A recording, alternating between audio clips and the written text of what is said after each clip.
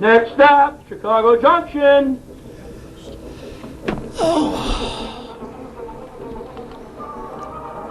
Yes, it's time for this broadcast of Chicago Junction, the program that takes you through the wonderful world of trains. With help from our panel of experts and sometimes we have call-in guests. I'm your announcer, Brian Valou, and here is our boss, the head of the Windy City Hometown Entertainment Network, Chief Electrical Engineer, Mr. John DeVita. Well, thank you very much, Brian. Welcome, ladies and gentlemen, to another broadcast of Chicago Junction from the John DeVita Broadcast Center on the Windy City Hometown Entertainment Network on Wednesday, May the 10th, the year 2023. Today the panel will be talking about railroads and model railroads. And now to start today's broadcast, here's our announcer, Mr. Brian. Thank you, John, and now let's meet our panel. I am Brian Valou, your announcer and all-around foamer. I enjoy railroading. I enjoy going into the history of it, and I play with Lionel trains and Garden Railways, and actually belong to several museums to be able to work on the equipment there. And I also am a presenter for Operation Lifesaver.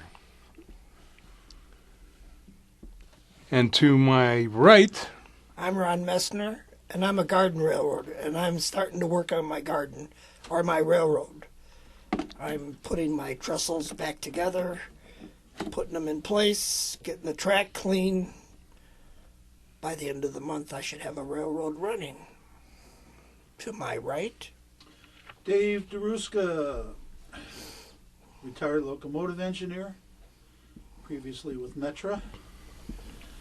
Currently, I am spearheading the Chicago Railroad History Month idea, where this October is the 175th anniversary of the first train to operate out of Chicago. And I don't know, there aren't any big events planned, but we'll celebrate it somehow. Maybe we'll have cupcakes with a candle in it. no train on it. It's been really tough getting people interested in that idea. And well, we got to have a riot to go with it. Anyway, this is Doug Kenyuk. I'm a model railroader, N-scaler, a longtime rail fan, officer in the Railroad and Short Lines Club of Chicago, and adjunct professor over at the local college. okay. Well, Dave, why don't you start it up? oh, okay. Let's see. Yeah, I'm going to give you the problems because my printer didn't work. I couldn't get at the computer. My wife was looking at houses on Zillow. But I do have the Black Hawk Railway Historical Society newsletter. Ooh. All full of great stuff. Hey, coming up June 11th, the 47th Annual Kane County Railroadiana and Model Train Show and Sale at the Kane County Fairgrounds. Mm-hmm. June 25th, the 2023 Galesburg Train Show at the Knox College T. Fleming Fieldhouse in Galesburg. And June 6th, if you want to drive out to beautiful Lamont, you can come to the Black Hawk chapter meeting where former Rock Island employee Dave Partek will be sharing some of his Rock Island Railroad photographs from the 60s and 70s. Oh yeah, coming up very soon, May 20th and 21st, Pullman Railroad Days at the Pullman National Historic Park, 610 East 111th Street, Chicago, Illinois, 60628. The visiting cars, there'll be rail cars up on the Metro platform, include the 1923 heavyweight observation car, New York Central 3, the 1950 Louisville and Nashville observation dome, the Royal Street, and the 1949 Pennsylvania Railroad sleeper, Colonial Crafts. So that is a ticketed event, and if you want to see the interiors of the rail cars, you have to make reservations in advance, and that can be done at www.pullman, PULMANIL.org. I don't know why they spelled it with one L when it's spelled with two, but they did. Moline Chicago passenger rail needs federal intervention. They've been trying to get passenger service to Moline for a long time now, and the Iowa Interstate Railroad is being difficult about it. They want the parties involved to spend more money. They want basically to improve their tracks so that they can run freight trains faster and better. And maybe they'll let the passenger trains run on there too. So they're looking for representatives. Senator Halpin and Representative Greg Johnson have filed resolutions in the Illinois Senate and House urging Governor J.B. Pritzker, who we all love and know, and the Illinois Department of Transportation to make a formal request to the National Surface Transportation Board to compel Iowa Interstate Railroad to enter in an agreement on the Quad Cities passenger rail project. We'll see how well that goes.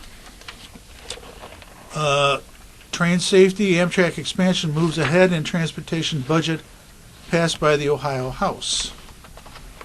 I won't go into that, but we all know that Ohio is a favorite place of railroads to dump cars on the ground. Money sought for Amtrak rail service between Louisville and Indianapolis. Ooh. Someday you may be able to travel from Chicago to Louisville. Used to do that. Yeah, well, used to travel a lot of places by train. Yeah. Not anymore. Jim Derwinski, Metra CEO, shares new vision for regional rail.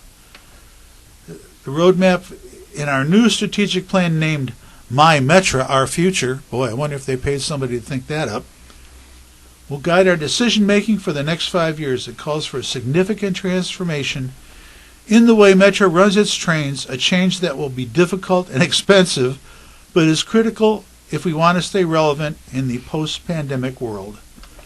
So they're going to start trying to get away from the concept of morning rush hour in and evening rush hour out because less people are traveling downtown to go to work. They want to increase the number of hourly trains, and they want to have more what's known as a regional rail service model, having trains arrive at stations throughout the day at regular, frequent intervals on both weekdays and weekends, and it will ensure Metra is a competitive option and residents will choose our service for all types of trips.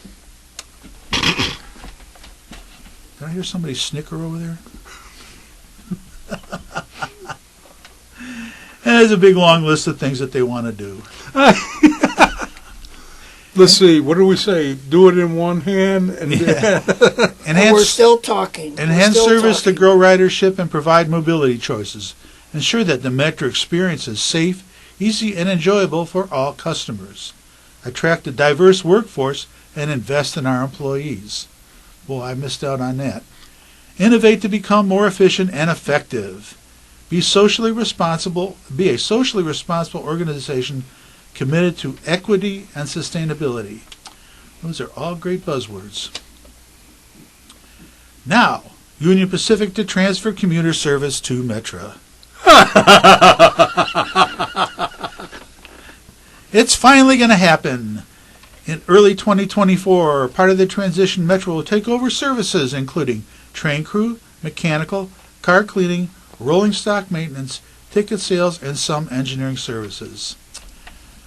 So, do you think the BNSF is far behind? Depends how much money they can squeeze out of them. Yeah, right.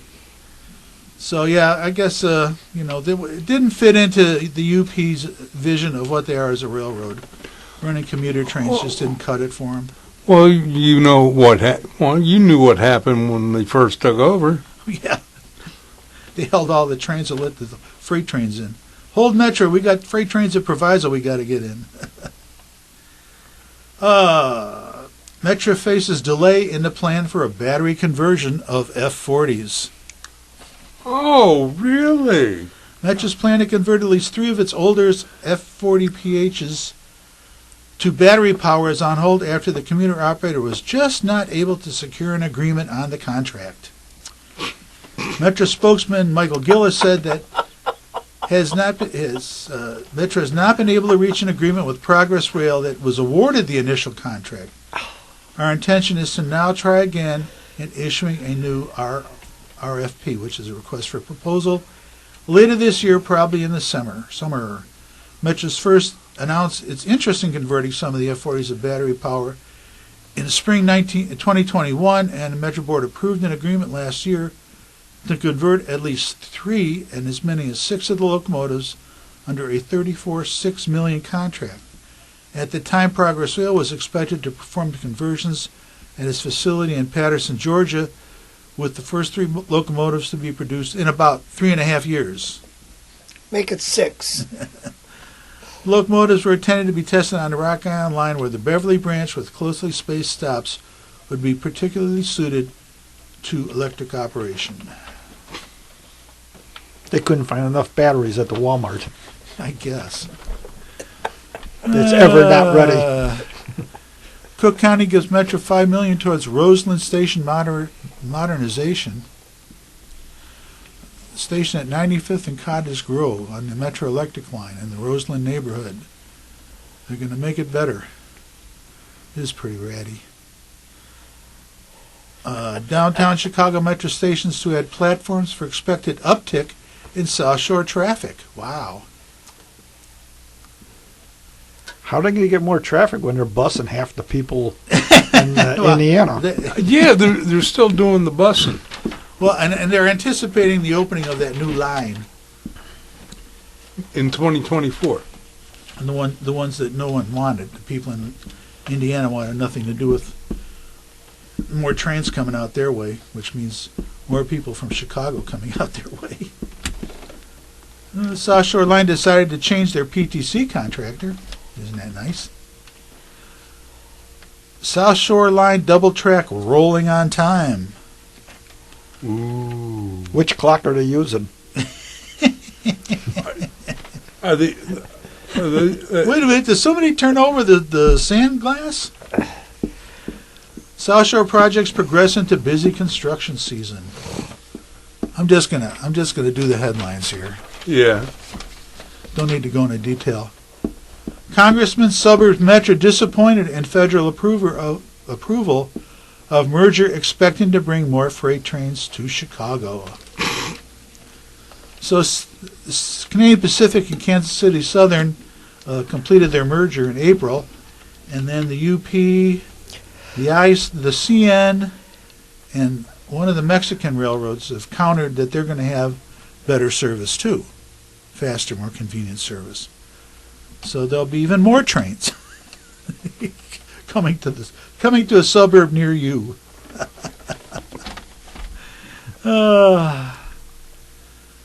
Officials mark the continued progress of the Springfield Rail Improvements Project. That's for Amtrak. Justice Department sues Norfolk Southern over the derailment in Ohio. Wait a minute, back up to the Amtrak one for a minute. Yeah.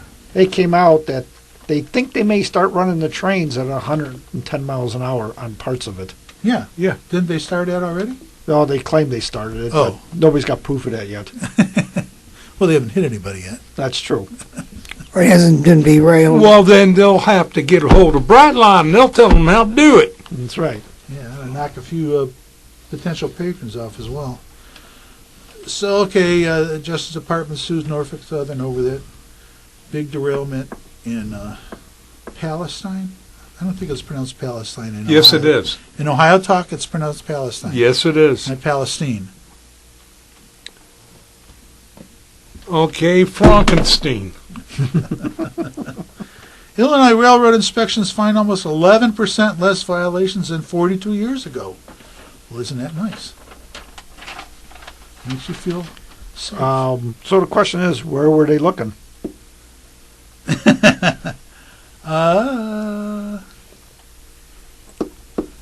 ICC inspector personnel focus on railroad mainline tracks, rail yards, and the industrial facilities of shippers and receivers of hazardous materials. That's where they're looking. Oh, Rochelle wins a $6.8 million rail grant to expand transload operations. Indiana Railroad kicks off container yard construction. Yay! In Indianapolis. The National Railroad Hall of Fame gaining steam in Galesburg. Hey, Brian, there's still a chance for you and me to get nominated. Ooh. All right. So where is this Hall of Fame in Galesburg? It's a dream to build the National Railroad Hall of Fame in Galesburg has been scaled down since the project was first announced in 2006. Fundraising was stalled, and there's been doubt that the project would ever come to fruition. But recent commitments, including a $478,000 state tourism grant, inching the dream closer to reality. King says the state grant, a $1 million commitment from the city of Galesburg, $250,000 from Knox County, and other donations, $5.6 million has now been raised. Current plans call for construction of a new building downtown next to the Amtrak station that would celebrate railroad history and bring tourism dollars from around the world. That's a joke. Galesburg is a ghost town. Not once they build this, it's going to be a boom Oh town. yes, I know. Especially by the station. Well, that's step one. Step two, now we have to put in the trails, so we got rid of those rails to get the trails to bring the people to the Hall of Fame.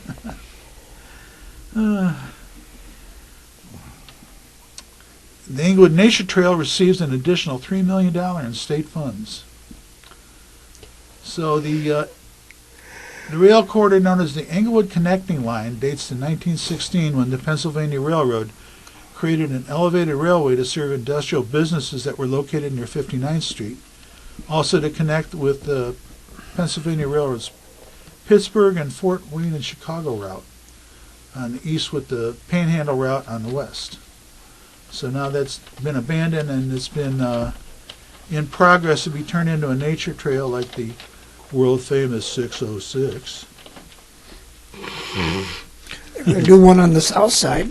Yeah, we got to do one on the south side, you know. Equity. So, okay, that's it from the wonderful Black Hawk newsletter. Spike and Tie. And if you become a member of the Black Hawk chapter, you can get this in the mail every other month. And which other months are those? Well, let's see. This one's for May, June. So it's like a 2-month thing. We have an in-between little broadsheet, too, that comes out.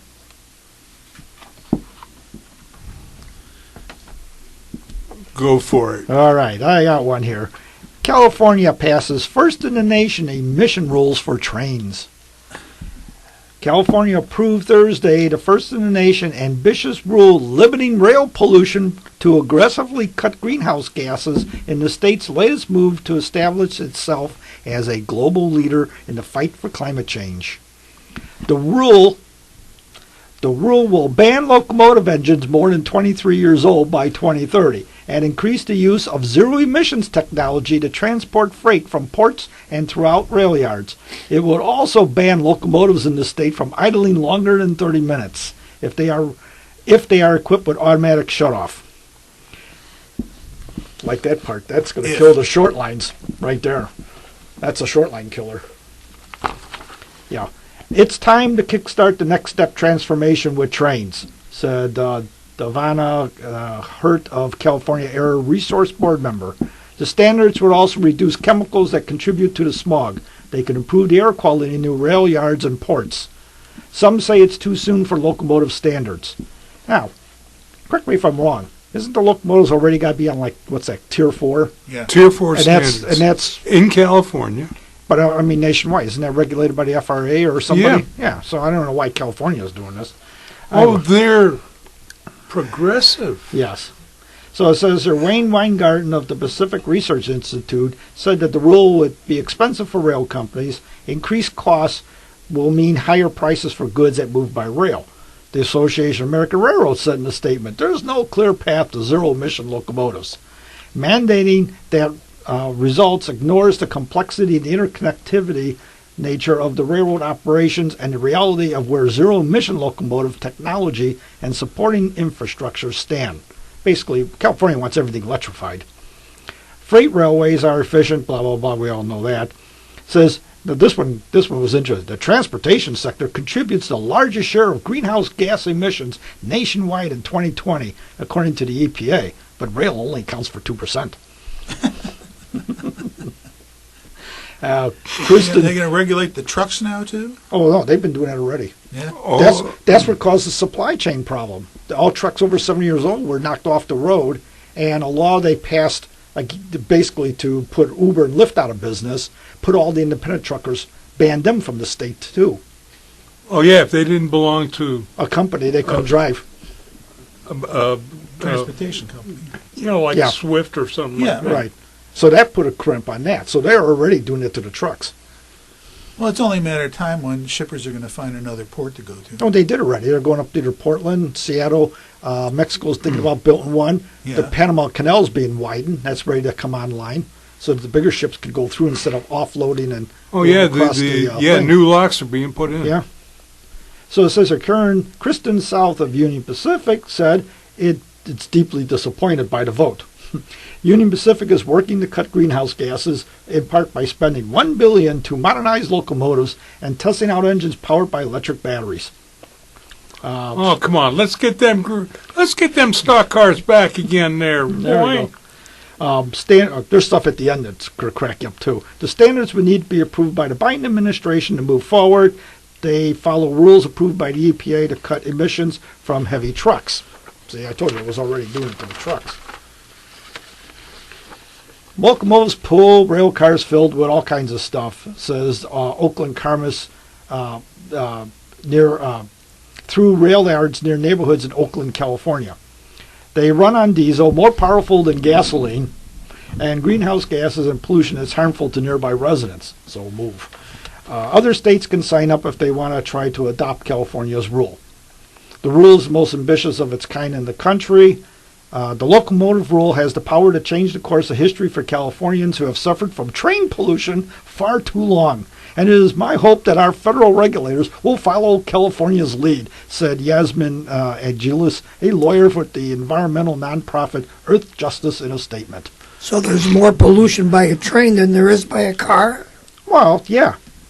What they'll do is, let me get to the end of this, and I'll tell you what's going to happen if this goes through. Okay. Diesel exhaust is a health hazard, according to California regulators. Diesel emissions are responsible for 70% of California's cancer rate risk from toxic air pollution. The rule would curb emissions on class of engines that annually release more than 640 tons of tiny pollutants that can enter into a person's lungs and worsen asthma.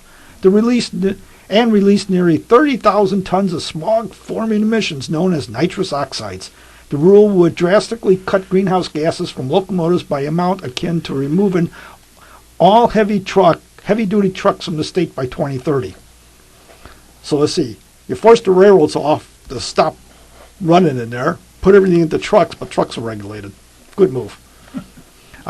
It's important to tackle emissions. Rail companies can participate in the incentive program run by the state to ease the cost of transitioning to zero-emission locomotives. California has already set out a big emissions cut in other areas. The state approved a transition to zero-emission cars and a roadmap to active carbon neutrality, meaning that it will remove as many carbon emissions it releases by 2045. The board is considering the rule to electrify a group of heavy trucks that transport goods through the ports. For activists and residents who live in areas affected by heavy rail pollution, the fight for cleaner trains is decades in the making.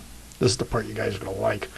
Van Victor Anderson, I guess, an activist with East Yard Communities for Environmental Justice, grew up in West Long Beach and now organizes residents there. It's a neighborhood near the twin ports of Los Angeles and Long Beach that is surrounded by pollution from trains, trucks, and industry. We support rail, but we support rail if they're doing their best to mitigate the emissions. Residents share stories. Thursday of children who live near the railways having to share inhalers to ease asthma symptoms, and families taking extreme measures to rid their homes of diesel fumes. Some activists San Pedro is there. Some activists would like California to go further, for example, to limit locomotives idling to 15 minutes. They are also concerned that increased demand from online shopping is causing more rail traffic that burdens the communities. Who writes this stuff? The EPA recently approved California rules requiring zero-emission trucks, depending on the type, to make up 40 to 75% of sales by 2035. Heidi Swillinger lives in a mobile park home in San Pablo, a small city in the San Francisco Bay Area along the BNSF Railway. She estimates that her home is just 20 feet, 6 meters, from the tracks. She said it's not uncommon for diesel fumes to fill her house, resulting in a thick, arid, dirty smell. Nobody wants to live next to railroad tracks, she said. You move next to the railroad tracks because you don't have other options. I live next to the railroad tracks.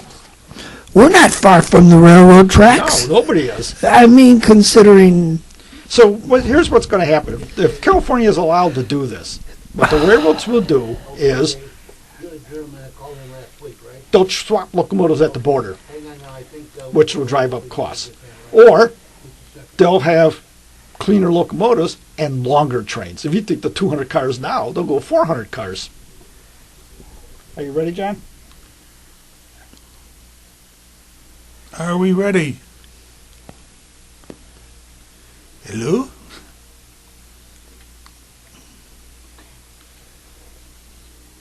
Are we good, John? Okay, go ahead. Dave, are you there? Yeah. All right. This is Doug. How you doing? Good. How are you? Oh, so far so good. You got Dave. The other Dave is here, the one who called you. And we got Ron and we got Brian. So go ahead, Dave. Go ahead. Well, tell us all about your book. You have a new book. All right. Well, I'm here on the show to talk about my newest book, the Chicago and Western Indiana and Belt Railroad. And it's a history of both of the roads. It was hard to separate one from the other, so I decided to write about them both.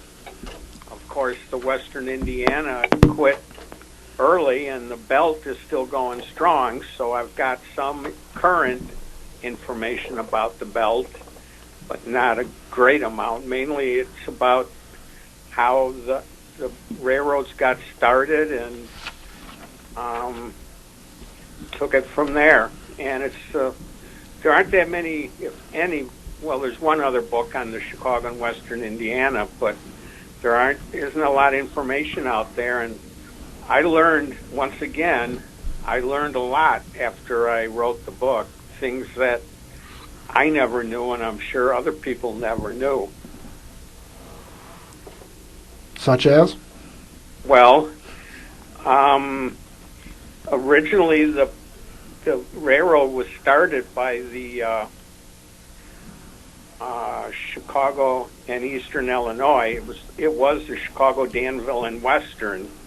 And what happened? It went bankrupt because the people running it were a bunch of crooks, to be honest.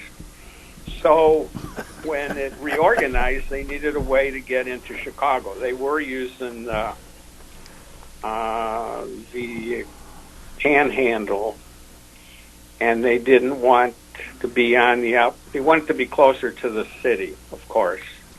So they had a plan to come up on Stewart Avenue with the Fort Wayne and get closer to the center of the city. And they originally was just going to be the Chicago and Eastern Illinois.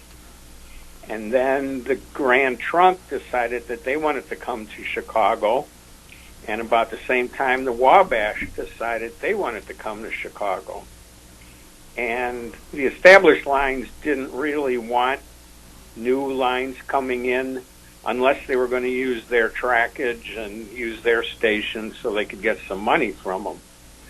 So this man, Mr. Brown, him and Huda Culper, who was the president of Chicago and Eastern Illinois, and some other lawyers in that, devised a plan where they could get into the city of Chicago relatively easily. I mean, they had to buy, a lot of right of way in the city itself, but coming up Stewart Avenue was pretty simple. The problem is, hello? Hi. Oh, the problem is that Vanderbilt, he was dead set against the Grand Trunk coming into Chicago. The reason is that the Grand Trunk was in Chicago, but they were using his rails to get here. So he fought them tooth and nail, and I mean, he threw every legal challenge you could imagine at them. Of course, back then they bought off all the politicians too, so the city council was against them. The mayor was dead set against him. I can't say for sure the mayor was bought off, but it seemed that way because they didn't want the railroad to get any further than 12th Street, Roosevelt Road. So they had to cross the airline to get to where their depot was. And of course, one of the airline owners was Michigan Central, and then the Michigan Southern was also against them.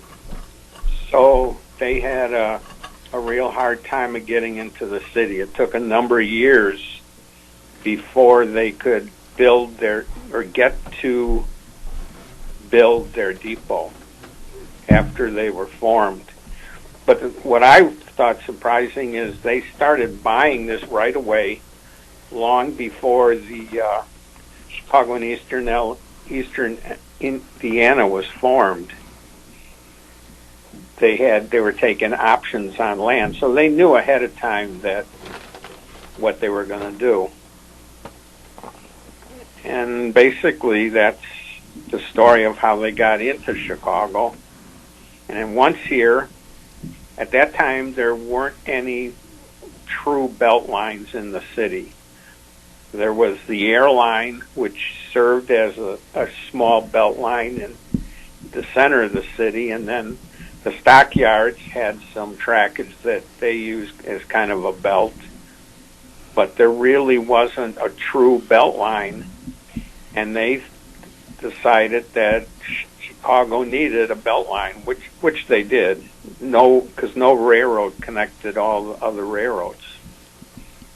So that's how they came to start building the belt. And at first, the belt was made up of a bunch of little segments. Each one of the partners was president of a little segment. And then it was combined after the Chicago and Western Indiana formed. And about that time, Brown, who had been building the railroad, decided to sell because by that time they had the Erie and they had the Monon and they had the what's the third or the next one? Or no, that's it.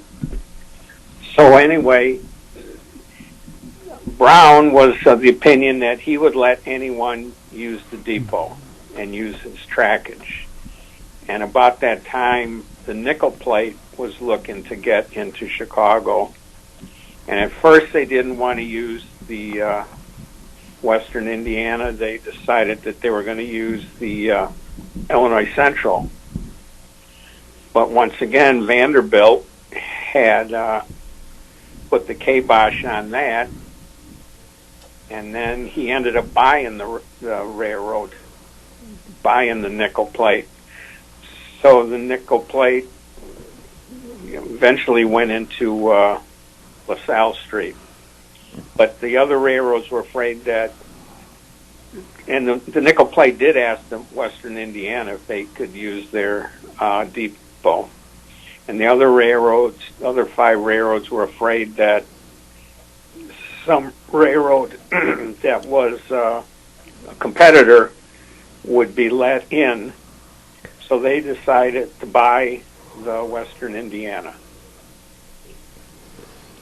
I need a drink.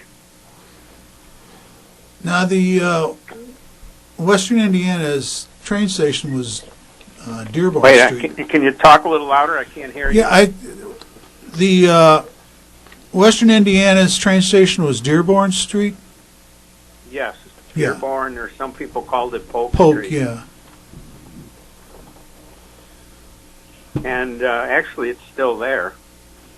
The cover of the book shows a brick wall, and that brick wall is the wall of the depot. I made a trip to Chicago last year to do some finishing research, and I thought I had the idea of using the depot background as the cover. I thought that would be something different.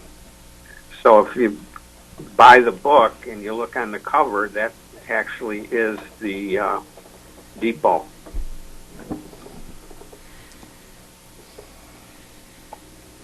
Any other questions or anything? You put out a couple other books or one other book? Wait, I can't. What was that again? You have other books that you've.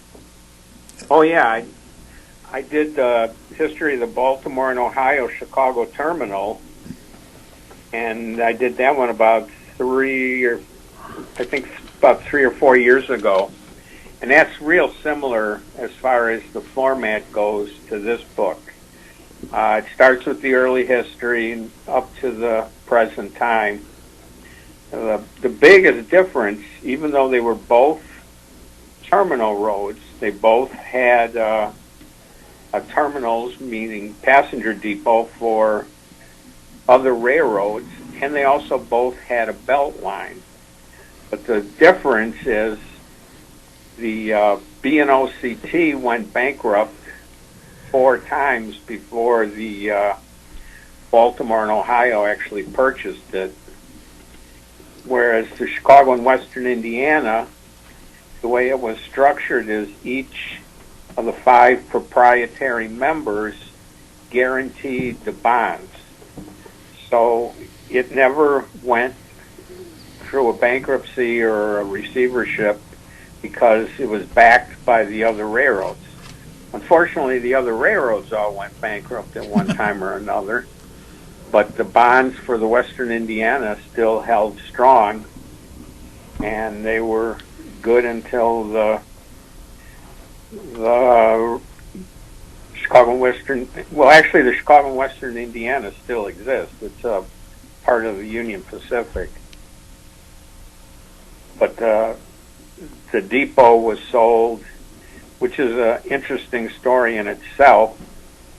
If you want to learn about Chicago shenanigans, because after they left it, it was on the Register of Historic Places, so you couldn't bulldoze it, although people wanted to. But they did bulldoze the train shed in back. It was a preservation group wanted to save the depot and the train shed, make the train shed into a retail shops or a tennis court or something like that, because it was unique. You know, it's the last arch train shed of that type in the United States. The depot itself is the oldest depot in the United States. So anyway, it went through a lot of different owners until it was finally refurbished pretty much at the last minute. It looked pretty sad before somebody actually got around to rebuilding it and opening it up for retail, and there's a little commercial in there now.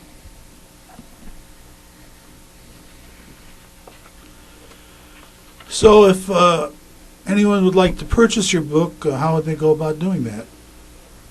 Well, Doug was kind enough to set up a little website for me. So you can go to CWI book, BOOK, dot DHKE.com.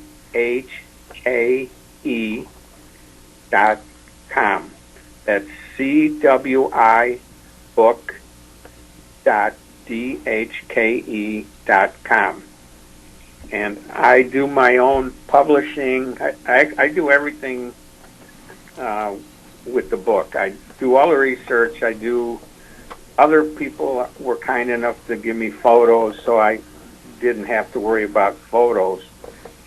And Charles Stott, before he passed away, gave me quite a bit of information on the BNOCT. On the Chicago and Western Indiana.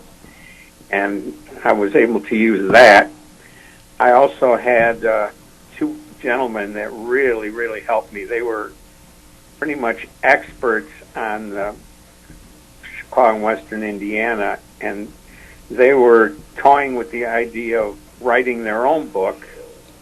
But I had already, I started this book actually about 10 years ago, and I was going to do a series on the Chicago Terminal and Belt Railways and do the BNOCT, the Western Indiana, EJ&E, the Chicago Junction, Indiana Harbor Belt, etc., etc. So I started collecting information, and I was writing the Chicago and Western Indiana book, and then I realized that I knew a lot more about the Baltimore and Ohio-Chicago transfer, and I could get that book done a lot quicker. So I actually did that book first, and then I came back to the Chicago and Western Indiana book. But anyone who's interested in Chicago railroads,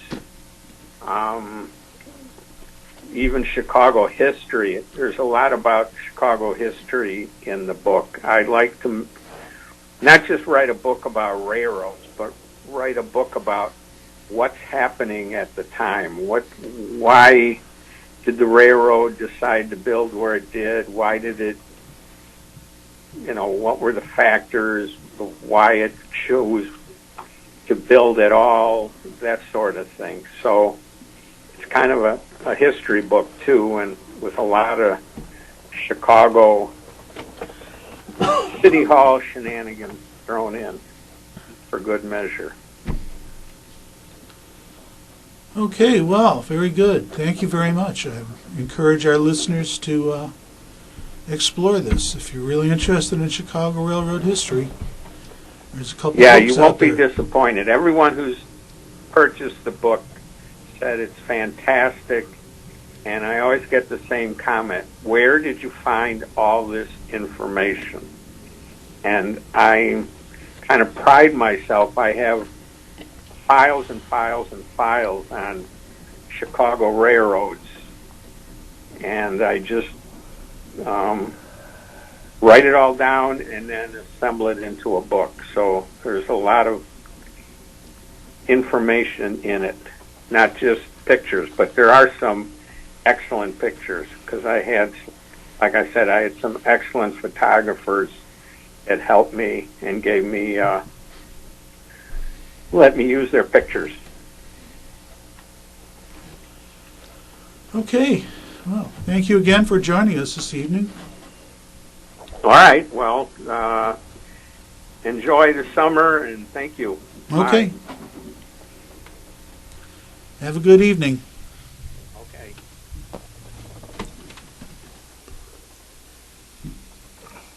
All right, back to California. What was his name? Dave Leifer. Liefer, I believe. Well, we didn't say his name. That's why. Oh, we did. You said Dave. Oh, yeah, okay. Well, thank you, Brian. Thank you for keeping us honest.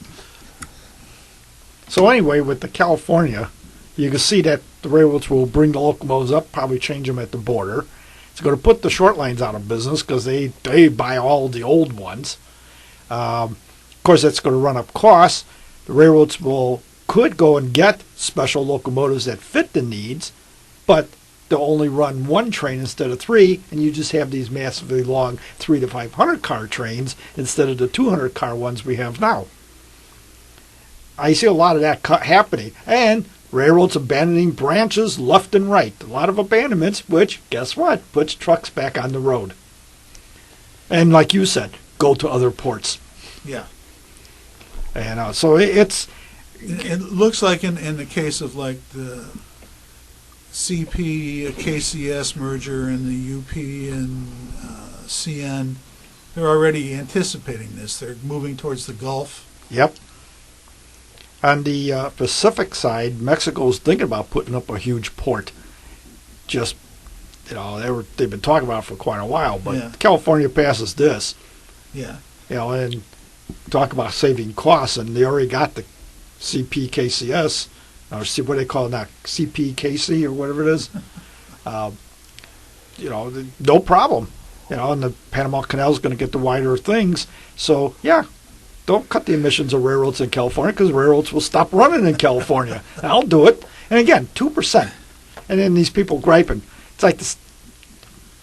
There's a track there. There's trains. Why did you move there? Well, it's like the people who live by the airport. Oh, I had a neighbor There's that did that. I had a neighbor that did that. He moved closer to the airport. I ran into his daughter, and she said, "Yeah, Dad complains about the airplane noise." When the we have the airplanes come right over our place, so why did he move? when the IC Well, they're lower there. Yeah, I that's why, know. I just- first electrified, the city had a big electrification research done, and at one point they were going to force all the railroads in Chicago to electrify their lines within the city limits, but once they reached the city limits, they could swap out and run their steam locomotives. Right, yeah, I read that one. So that's like, one of the reasons it never happened. It was just insane. Well, it's like Milwaukee Road out to the Pacific Coast where they had to swap out the trains twice because they hit the electric territory. Yeah. Okay, take it through the mountains. Okay, get the diesel, take it to the next electric, swap it out again. Then finally somebody goes, "Why are we doing this?" And got rid of the electrics and went diesel the whole distance. Because you got too many experts. So it's, but I mean, in the steam days, it probably made sense. But Yeah. once we had diesels, it's Right. and Yeah, they were non-polluting. They weren't like the steam locomotives. that's right. Zero emission. You Side think note, steam didn't pollute? Come on. and those diesels they had the 3 units on it that would cut in and out, so you get 800 to 20. Yeah.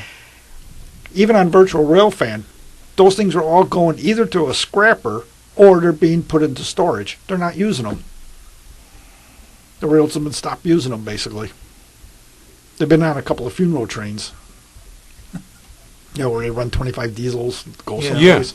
And there was like a half a dozen of them in there. And I'm like, somebody made the question. The guy goes, the railroad's not using them.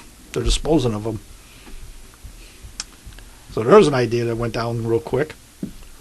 I'm wondering about the battery ones now. I know there's the battery one. The IHB's not even using it. They had one sitting in the shops.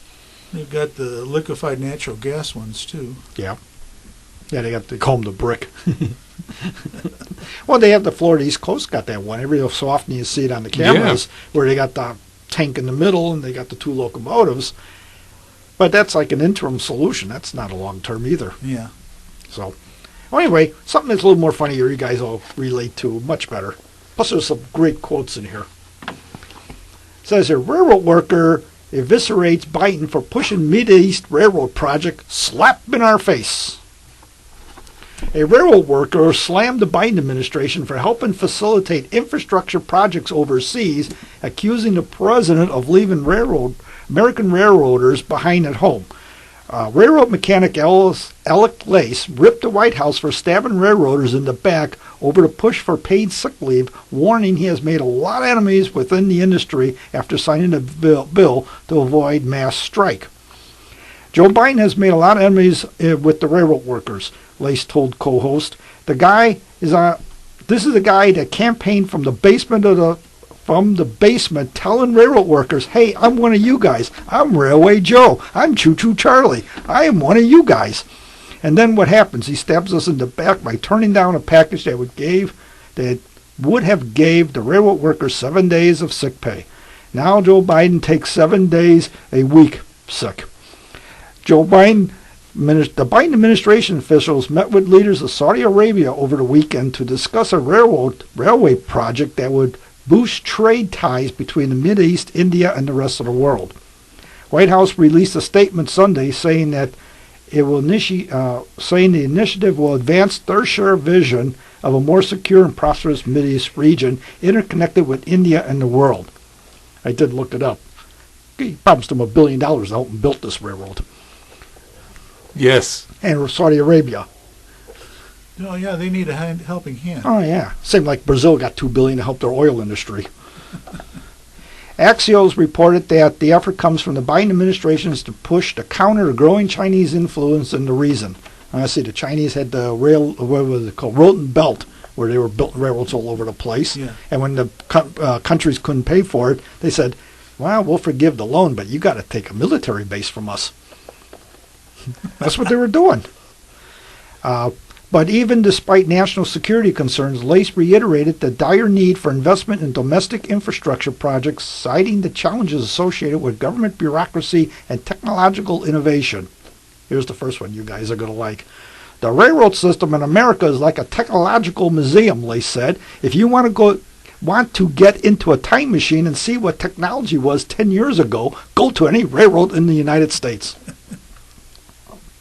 Every time we get a new piece of technology or equipment, by the time it goes through all the red tape, all the regulations, and actually gets to us on the rail, it's 5 years out of date already, he continued. So now we're going to go and stick railroad ties in the desert over in the Mideast. This is why people embrace America first. Let's take care of American railroads first before we go over there and start building.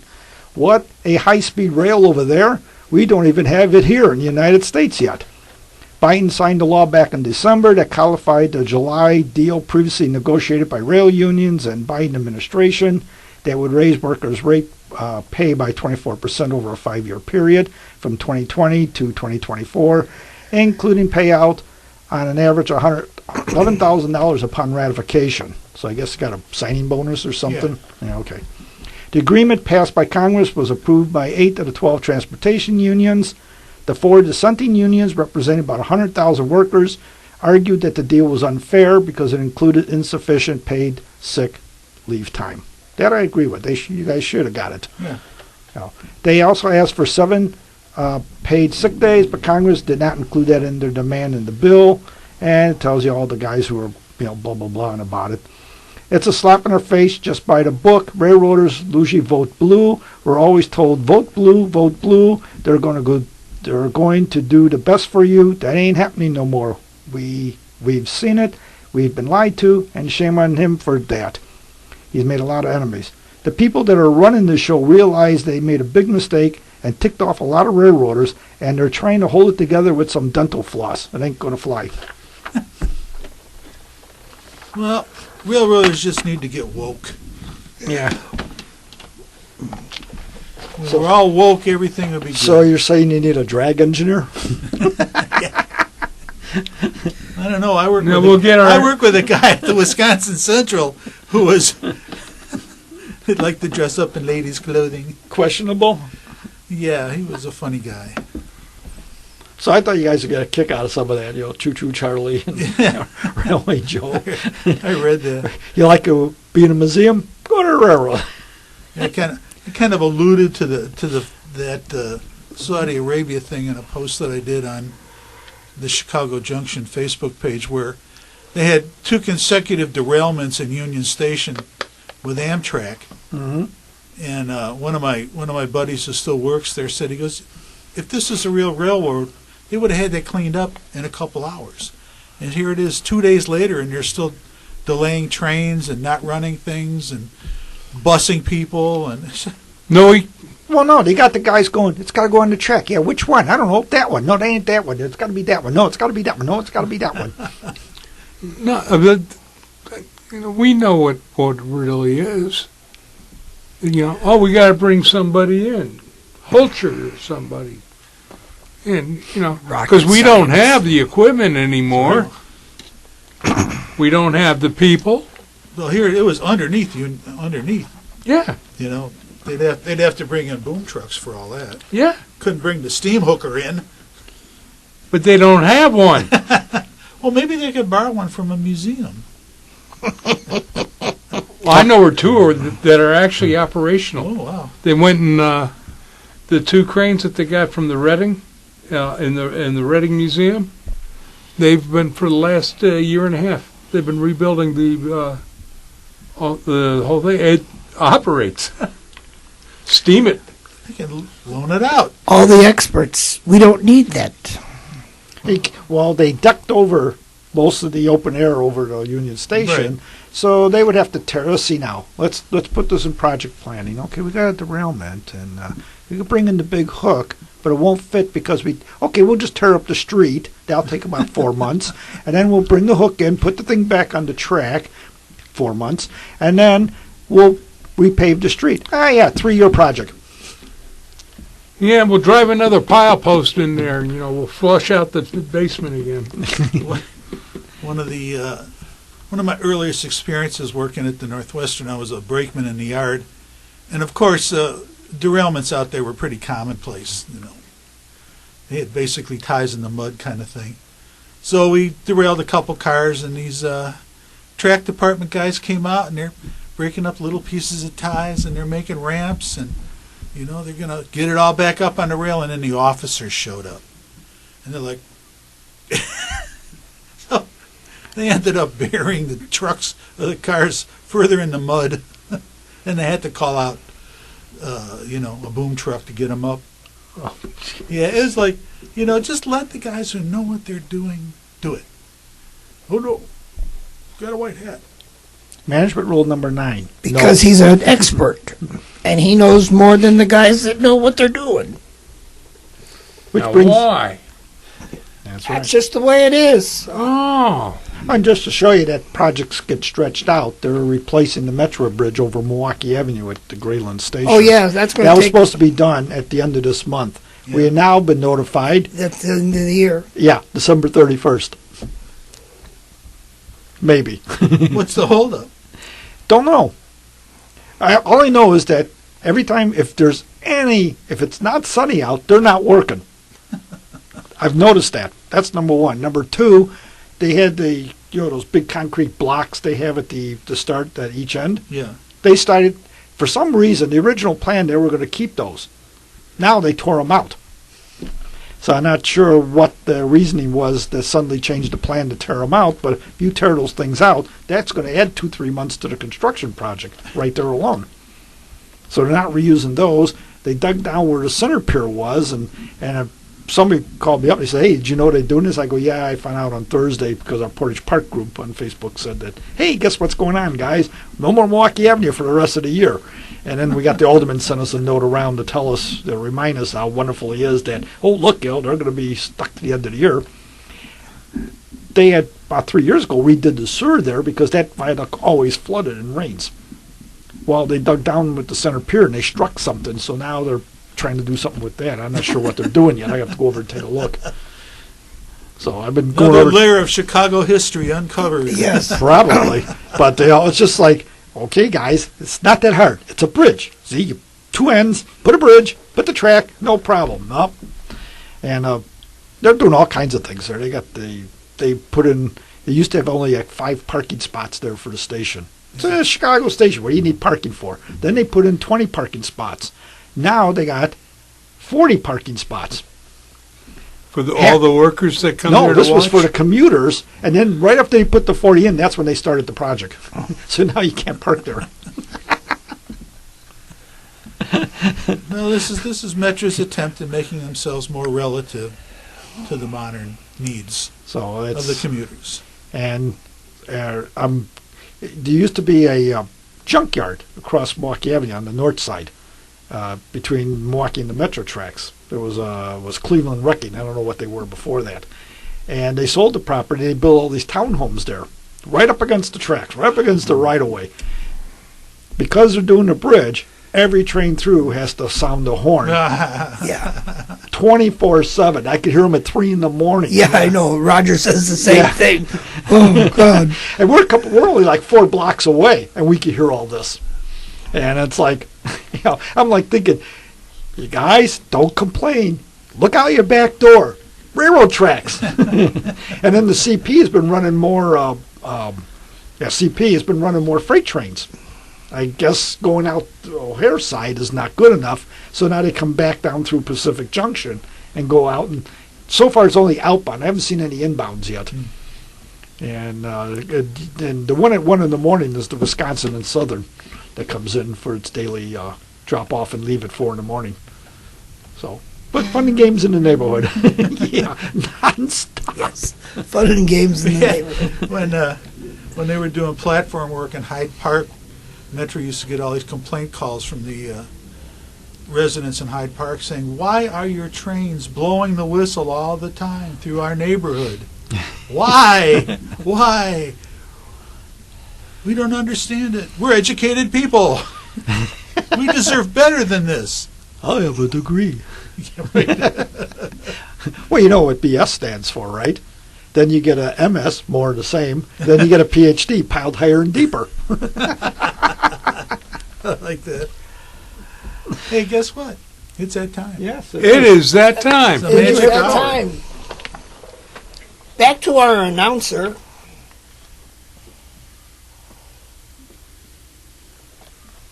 You got to wake up the engineer. Yes. There we go.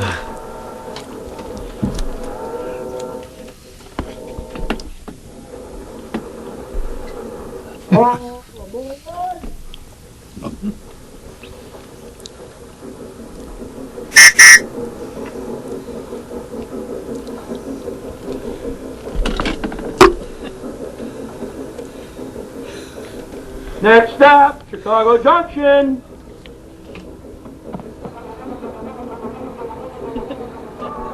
Go with it. Yes, we are. Our express is coming into the terminal. We want to thank you for joining us on our journey through the wonderful world of trains. No, we're going straight ahead. The Chicago Junction is a production of the Windy City Hometown Entertainment Network and can be listened to on the web. No, it can't be. WindyCityHometown.com is gone.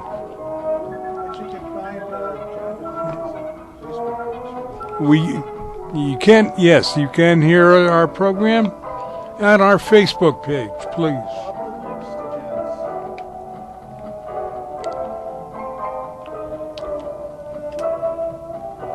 Anyway, sample of some of the other fine programs.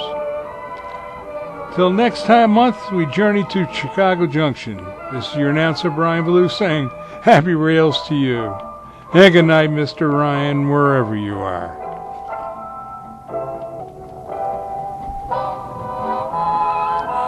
You have been listening to Chicago Junction from the Windy City Hometown Entertainment Network from the John DeVita Broadcast Center on Wednesday, May the 10th, 2023. Wow. Chicago Junction was produced and directed by John DeVita, and our special thanks to the executive producer of Windy City Hometown Entertainment Network, Mr. John Shikanda. This broadcast was pre-recorded on Wednesday, May the 10th, the year 2023. Until next month, thanks for listening, be safe, and have a good week.